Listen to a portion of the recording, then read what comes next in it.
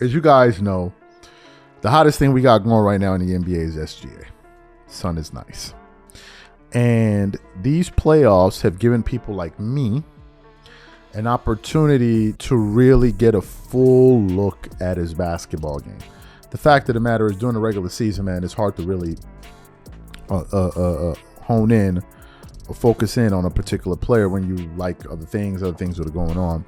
But given these playoffs, there are less teams, and you can really focus in on, he's a mid-range assassin, and a lot of his shots remind me of Kobe. Although Kobe's shots were better, he does remind me of Kobe. And as a matter of fact, it turns out that his favorite player of all time was Kobe Bryant. There's a quiet storm brewing in Oklahoma City, and its name is Shai Gilgeous-Alexander. While the NBA world stays focused on the drama, the brand building, and the GOAT talk headlines, he is doing something revolutionary. He is playing basketball the way it was meant to be played. He is bringing mid-range back. He is doing it with no drama. And voices like Charles Tabansi and Jeff Teague believe he just saved the NBA. You do not want to miss this breakdown, because today we are digging into the quotes, the stats, the mindset, and why SGA is everything LeBron never was. This is NBA Showdown. Make sure you hit that subscribe button, like this video, and drop a comment with your thoughts on whether SGA really is the new face of basketball. Charles Tabansi opens by making a bold yet precise declaration.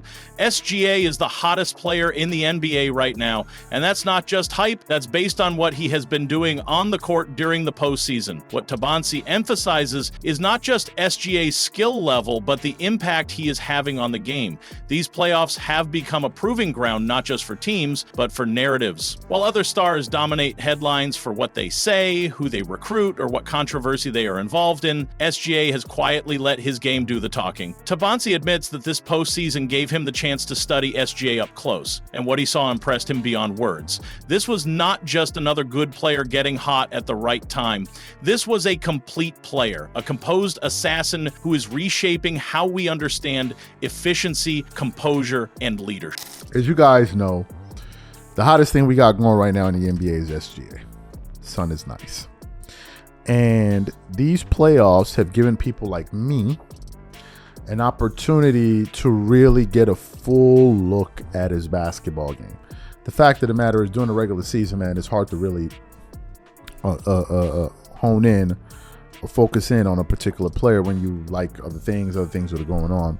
But given these playoffs, there are less teams, and you can really focus in on. Tabansi moves from his initial reaction to hard data, and the numbers are nothing short of elite. In 16 playoff games, SGA averaged 30 points per game on 47% shooting from the field. He also shot an outstanding 86% from the free throw line, while grabbing nearly 6 rebounds and keeping his turnovers to a minimum. What Charles finds most impressive is that SGA is doing all this without dominating the ball or forcing plays. These numbers are the result of discipline, not volume. There is no sense of desperation in his game. You don't see him jacking up shots to chase numbers. He is playing with a sense of calm that makes every bucket look effortless. In a league full of stat chasers and viral moment seekers, SGA is cutting through all the noise by doing what matters most, putting his team in a position to win, and that is what makes him so different. Players, and I gotta say, watching SGA's playoffs, he's been extremely impressive.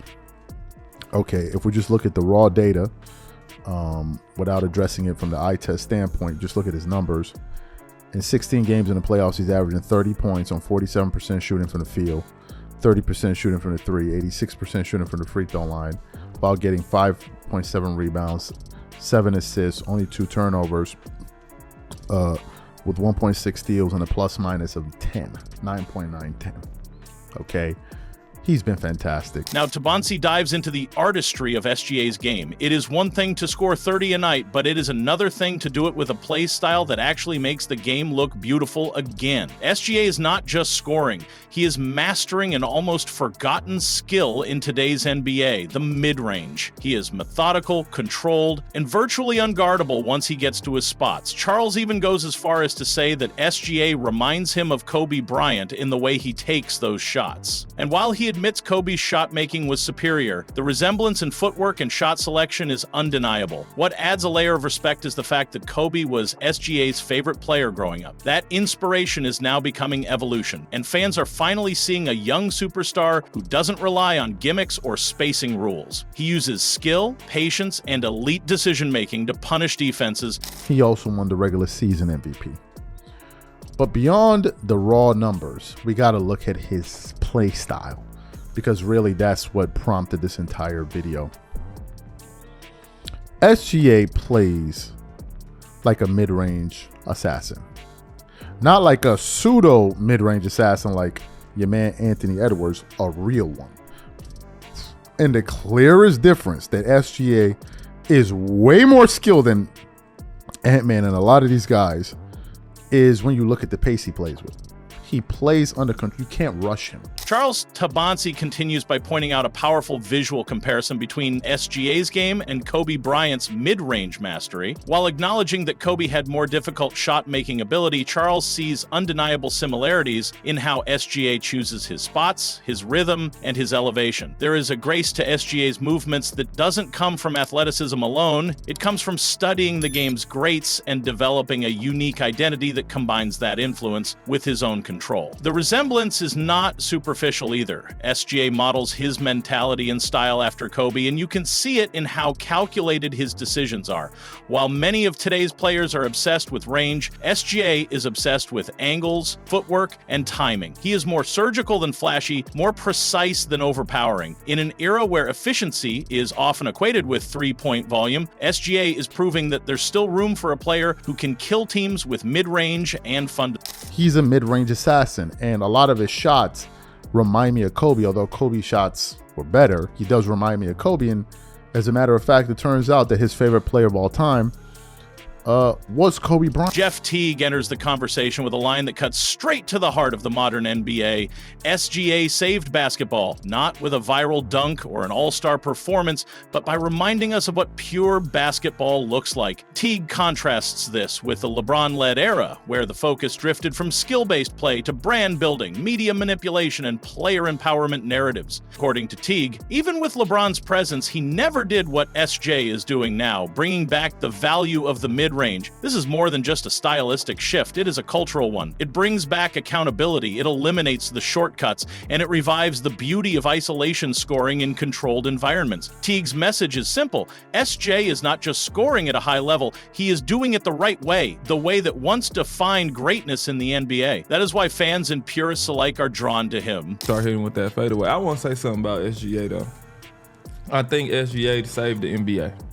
Okay. And this is what I'm saying. I'm not saying because of how he performed, but the way he played, he saved the NBA, because the NBA is a copycat league, and he perfected the mid-range game, right? That's a fact. So he brought back the ability to be able to shoot mid-range shots. Fuck the NBA. He saved basketball, bro. Pretty much, because the game was... Kids don't shoot middies. Nah, it was either a three or a layup. In his closing comments, Charles Tabansi makes a sharp critique of what LeBron represented for the NBA: drama, politics, and self-promotion. He explains that SGA, by contrast, brings none of that. He is not involved in media manipulation, he does not try to dictate narratives, and most importantly, he plays the game with humility. Charles believes the NBA was losing its soul during the LeBron era, where the All-Star game became a branding fest, where everything was about legacy manipulation and controlling the optics. But now, with SGA becoming the face of the league, there is a shift. This shift is not about flash or noise, it is about substance. SGA's ascension is refreshing because he is giving the league back its integrity, something that had been buried beneath all the noise. To Charles, this is the turning point. The NBA finally has a leader who just wants to hoop. SGA is no drama as well. He's no drama. We don't know much about him, like in terms of these ridiculous headlines and all of that. And if you look at, because now people are talking about him becoming the face of the NBA, if you look at the former face of the NBA, that's all it's been, but a bunch of drama, a bunch of player empowerment, which helped ruin the NBA. And I think that player empowerment is one of the things, if you trace it all the way back to the reason that the All-Star game is what it is, because it's not about the game anymore. It's about your brand. That's why superstars don't even compete in the slam dunk contest. I believe that's all rooted in LeBron James. So what does this all mean for the future of the NBA? It means we may finally be leaving behind an era built on marketing and manufactured greatness and entering one where basketball speaks for itself. SGA is showing the world that you can dominate without drama, inspire without controversy, and lead without demanding attention. Charles Tabansi and Jeff Teague are not just praising SGA's skill, they are praising the culture he is bringing back to the league. And in doing so, they are holding up a mirror to what the LeBron era lacked. SGA is what LeBron never was. A mid-range killer, a no-nonsense leader, and a quiet superstar who just plays the game. If this is the future of the NBA, then we are all in good hands. Don't forget to like, comment, and subscribe to NBA Showdown for more raw, no-filter basketball analysis. Until next time, keep your eyes on the real hoopers.